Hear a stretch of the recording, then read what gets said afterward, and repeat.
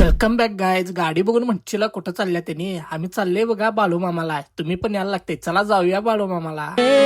तुझ्या चरणाशी देवा ठेवून माथा. अजून काही येऊन पोचलं नाही. गाडीचं पीयूसी संपल्याला म्हणून आता पीयूसी काढून घेतलं बघा. मग काय थेट घेतलं बघा गाडी. आता डायरेक्ट आदमापूरलाच येऊन पोचलं बघा. पार्किंगात तर लय काय गर्दी वाटेना. आता मंदिरात जाऊन बघ्या. मस्तपैकी कमानी बघून आत एंट्री मारलं बघा. दर्शनच्या लाईनीत थांबलं. मग काय हो, मामाच्या दरबारात एवढं छान वाटालतं. Positive vibe यालतं. आत लवकरच दर्शन बी झालं बघा आमचं. मस्तपैकी भंडार लावून घेतलो बघा. हे तुझ्या चरणाशी देवा ठेवून माथा.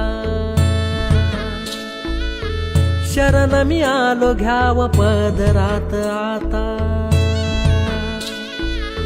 आमचं एवढं भारी नशीब होतं की दुपारचा प्रसाद बी आमासनी भेटलं बघा. मस्तपैकी गेलं बघा ताट घेऊन हॉलात. मग तिकडं गाव एवढं छान जेवण होतं का नाही, एक नंबर होतं बघा. तिकडं प्रसाद त्यांनी घेतलं घरातल्यासनी. मग ते एवढं भारी वाटालं का नाही, इकडं जायचं म्हणच होत नव्हतं बघा. मग काय हो, थोडं काम होतं म्हणून बाळू मामाच्या इथं मूर्ती आहे बघा हॉटेलकडे, तिथं आलं. तुषार आणि मी आणि फोटो जरा काढून घेतलं. तिकडं काय थेट कोल्हापूरला जायचं होतं बघा. आमासनी काम होतं म्हणून कोल्हापूरला चाललं. हे बघा शिवाजी युनिव्हर्सिटी.